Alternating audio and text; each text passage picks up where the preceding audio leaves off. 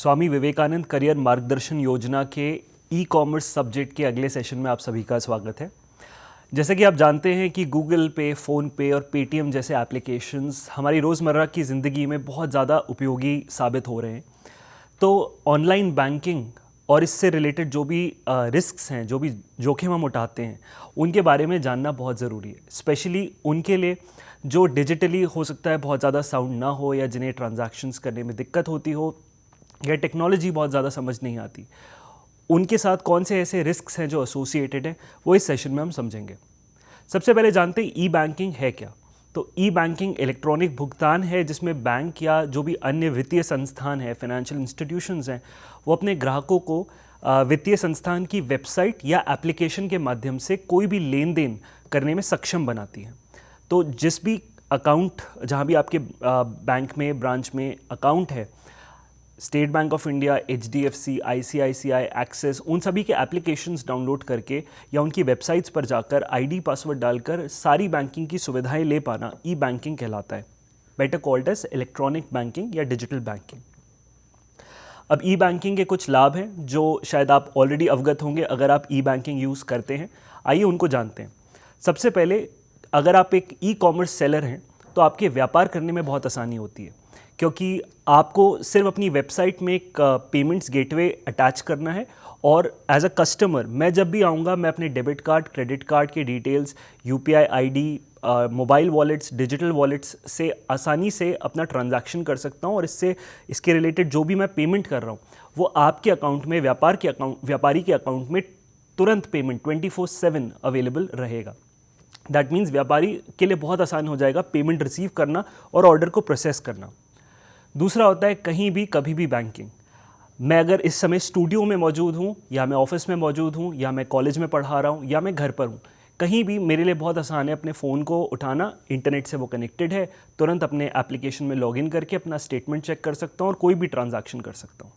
ना सिर्फ मोबाइल, बल्कि अगर कोई थर्ड पार्टी लैपटॉप है या किसी और का लैपटॉप है, डिवाइस है या फिर सिस्टम है, तो आसानी से मैं उस पर भी अपने ID पासवर्ड डाल के लॉगिन करके जो है वो तुरंत अपने डिटेल्स को देख सकता हूँ। बस इतना याद रखना ज़रूरी है कि अगर किसी और के डिवाइस पे आप लॉगिन करते हैं तो उसमें लॉग आउट करने की गलती जो है वो, मतलब लॉग आउट जो है करना ना भूलें।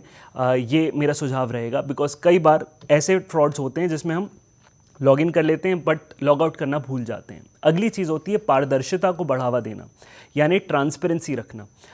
हम अपने मोबाइल में कभी भी जाकर बैंकिंग एप्लीकेशन में अपना पास्ट स्टेटमेंट खोल सकते हैं, पिछले 6 महीने का, पिछले 1 महीने का, पिछले पूरे साल का, पिछले 3-4 सालों का जो भी ट्रांजैक्शन हम चेक करना चाहते हैं वो ऑल टाइम अवेलेबल रहता है, चाहे आप वेबसाइट पे जाएं, चाहे आप एप्लीकेशन पे जाएं।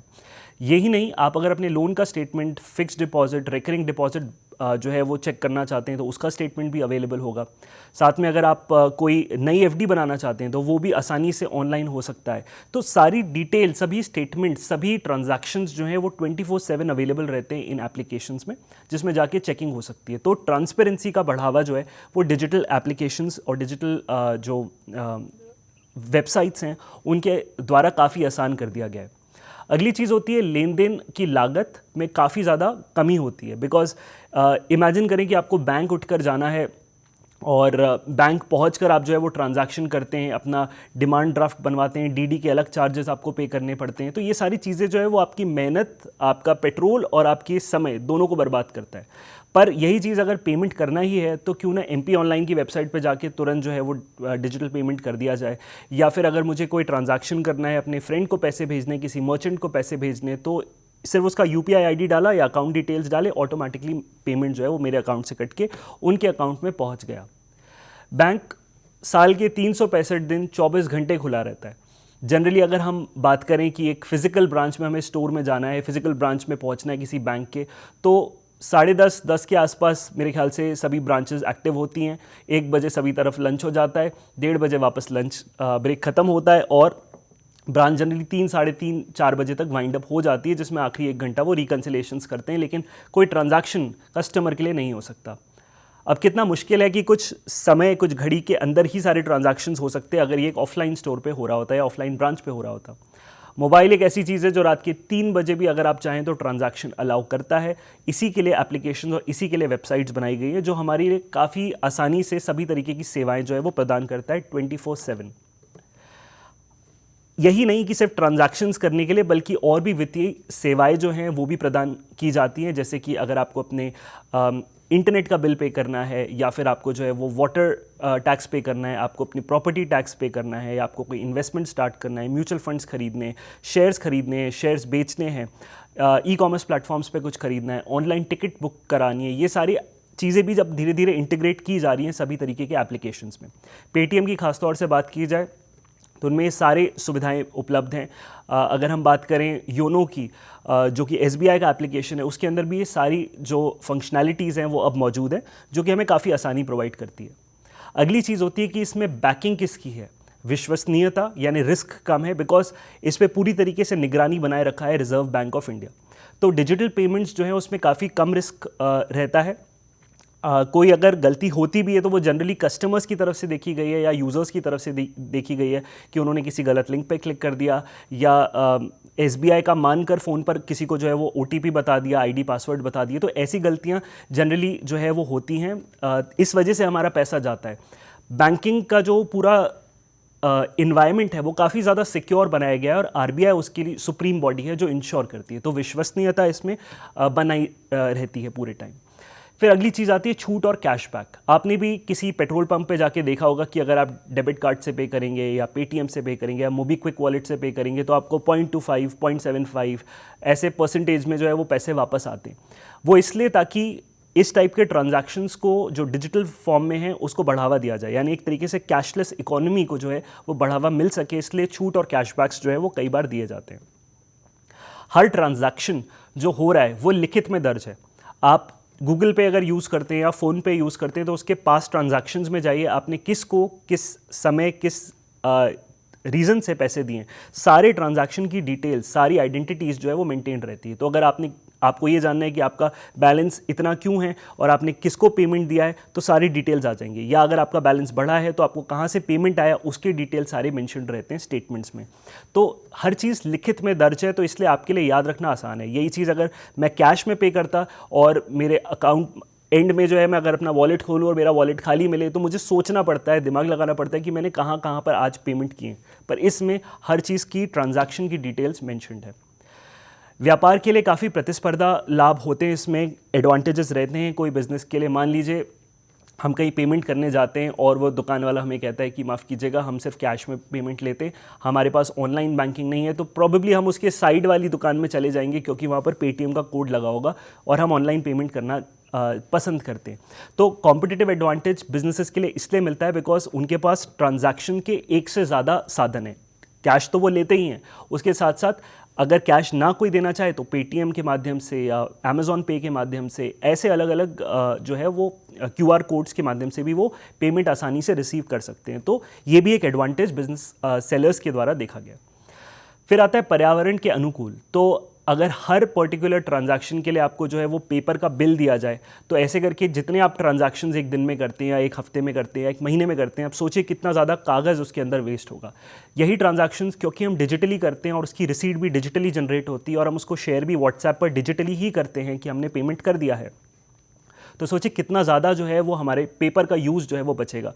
तो use of paper has to be eliminated, that is the requirement of today's time. अब डिजिटल भुगतान की कुछ कमियां भी होती हैं। अभी कमियों की बात करें तो सबसे पहले कि एक गैर तकनीकी व्यक्ति को जो है वो काफ़ी मुश्किल जो है होती है इस टाइप के ट्रांजैक्शंस को करने में। मान लीजिए कि कोई एक ऐसा व्यक्ति है जो डिजिटली बहुत ज़्यादा चीज़ों को नहीं जानता या फ़ोन चलाना नहीं आता या हो सकता है उन्हें पढ़ना लिखना नहीं आता हो, तो उनके लिए इमेजिन करिए कि कितना मुश्किल होगा इन ट्रांजैक्शंस को कर पाना है, इन ऑनलाइन पेमेंट्स को कर पाना। उन्हें किसी न किसी पर डिपेंड भी करना पड़ेगा, प्लस हो सकता है किसी व्यक्ति को पढ़ना लिखना तो आता है लेकिन वो डिजिटली सक्षम नहीं है, तो उसके साथ धोखाधड़ी होने के चांसेस भी बहुत होते हैं कि अगर उनके पास कोई मैसेज आया और उन्होंने मान लिया कि वो सच मैसेज है, उस पर क्लिक किया और अकाउंट के डिटेल्स डाल दिए तो पता चला उनके अकाउंट से पैसे कट गए। इस टाइप की जो वारदातें हैं वो डेली बेसिस पे साइबर क्राइम के जो पोर्टल पे आप होती रहती हैं, और साइबर क्राइम की जो इसकी रिपोर्ट्स आप चेक करें तो आप पाएंगे कि डेली बेसिस पे बहुत से इस टाइप के फ्रॉड्स जो है वो होते जा रहे हैं। सो एक गैर तकनीकी व्यक्ति के लिए हमेशा इस टाइप के ट्रांजैक्शंस को कर पाना थोड़ा मुश्किल होता है। साथ ही हम बात करें कि डेटा चोरी का भी खतरा रहता है। जैसा कि आप जानते हैं कि ट्रांजैक्शंस अगर हो रहे हैं, मोबाइल स्विच्ड ऑफ है, उसके बाद भी अकाउंट से पैसे निकल गए क्योंकि किसी ने ऑनलाइन बैंकिंग पे आईडी पासवर्ड डालकर लॉगिन कर लिया, तो ऐसे डेटा चोरी का खतरा जो है वो भी बना रहता है। साथ ही हो सकता है कि किसी के अकाउंट से पैसे जो है वो उनके जानकारी के बिना निकल जाए। इसलिए ये भी एक हमेशा एक दिक्कत बनी रहती है कि आप अपना आईडी पासवर्ड किसी को भी ना बताएं, कहीं ना लिखें, सिर्फ अपने दिमाग में रखें, और जब ज़रूरत हो सिर्फ तभी लॉगिन करें, और वो भी अपने एप्लीकेशन या अपने मोबाइल से करें तो बेहतर होगा। किसी और के डिवाइस पे लॉगिन करना जो है वो खतरे से खाली नहीं होता है, क्योंकि उसमें की लॉगर्स यानी आपके जो भी आपने आईडी पासवर्ड अपने किसी और के लैपटॉप पे डाला या फिर इस टाइप के किसी के कीबोर्ड पे जो है वो आपने टाइप किया, तो हो सकता है वो कीबोर्ड की लॉगिंग हो रही है यानी रिकॉर्डिंग हो रही है, जो कि आपका आईडी पासवर्ड रिकॉर्ड कर सकता है। तो इस टाइप से आपके डेटा के चोरी होने के हमेशा आसार बने रहते हैं अगर आप किसी पब्लिक नेटवर्क या आप किसी और के डिवाइस से लॉगिन करते हैं। तो स्क्रीन पे आप देख पा रहे होंगे कि कुछ ऑनलाइन ठग जो हैं उन्होंने किस तरीके से ठगी करी थी, या मोबाइल स्विच ऑफ होने के बाद भी जो है किसी के अकाउंट से पैसे निकाल लिए गए। तो इस टाइप की चीज़ें, इस टाइप की दिक्कतों से बचने के लिए हमेशा एक तो डिजिटली अवेयर होना बहुत ज़रूरी है, और दूसरा ट्रांजैक्शंस जो है वो किसी और के डिवाइसेस पे करने से बचें। अगली चीज़ होती है अधिक खर्च। तो मान लीजिए कि अगर मेरे वॉलेट के अंदर 2,000 रुपये हैं, तो मैं जानता हूं कि मेरे पास सिर्फ 2,000 रुपये रखे हैं, मैं इससे ज़्यादा 1 रुपये भी खर्च नहीं कर सकता। लेकिन अगर मैंने अपना बैंक अकाउंट लिंक कर रखा है और उसमें थोड़ा ज़्यादा बैलेंस है, तो इन दैट केस मैं जानता हूं कि मेरे पास अभी जेब में थोड़े ज़्यादा पैसे हैं। अगर मैं ट्रांजैक्शन 2,000 से ज़्यादा का भी करना चाहूं तो आसानी से मैं QR कोड पे स्कैन करके तुरंत पेमेंट कर दूंगा, या डेबिट कार्ड, क्रेडिट कार्ड के माध्यम से भी तुरंत पेमेंट कर सकता हूं, जो कि 2,000 से ज़्यादा है। तो कई बार ऐसा होता है कि हम डिजिटली कनेक्टेड होने की वजह से हो सकता है अपने सेविंग्स अकाउंट पर ज़्यादा खर्चा कर दें या ज़्यादा बेयरिंग कर दें एज़ कम्पेयर टू कैश, जो कि हमारे पास लिमिटेड क्वांटिटी में रहता है। तो अधिक खर्च होने का हमेशा एक डर बना रहता है। अगली चीज़ होती है विवादित लेन देन। आपने कोई ट्रांजैक्शन किया और वो ट्रांजैक्शन प्रोसेसिंग की स्टेज पे जाके जो है वो रुक गया। उसने बताया कि transaction is processing and it will take 3 to 5 business days for your transaction to get processed. तो अब आप सोचिए कि आप तो दुकानदार के सामने खड़े हैं और वो आपका वेट कर रहा है कि आप जो है वो पेमेंट करेंगे। अब सामान लेकर आप जा नहीं सकते, सामान छोड़ के आपका जाने का मन नहीं है और पेमेंट हुआ नहीं है। अब पेमेंट अगर आप कैश में कर दें और पीछे से अकाउंट का डिटेल भी सक्सेसफुल हो जाए, ट्रांजैक्शन सक्सेसफुल हो जाए, तो दुगना पेमेंट हो जाएगा। तो ऐसे लेन देन कई बार विवादित हो जाते हैं या प्रोसेसिंग में अटक जाते हैं, जिसकी वजह से भी ऑनलाइन बैंकिंग पर थोड़ा सा विश्वास जो है लोगों का कम हो जाता है। फिर अगली चीज़ होती है कि इंटरनेट एक्सेस और स्मार्टफोन की उपलब्धता हमेशा आवश्यक रहती है। कई जगह ऐसे देखी गई हैं जहां पर इंटरनेट की अवेलेबिलिटी नहीं होती, तो हम ट्रांजैक्शन करना भी चाहें तो कैसे करेंगे, या हमारे मोबाइल में अगर बैटरी नहीं है, हमारा मोबाइल जो है वो स्मार्टफोन नहीं है, तो ऐसे केस में भी हम ट्रांजैक्शन जो है वो करने में असमर्थ होते हैं। इसी टाइप के जो एडवांटेजेस और डिसएडवांटेजेस हैं, इनकी वजह से जो इलेक्ट्रॉनिक कॉमर्स है उसके अंदर ऑनलाइन बैंकिंग एक फ़ायदेमंद चीज़ भी है, साथ ही में उसके कुछ नुकसान भी होते हैं। Thank you.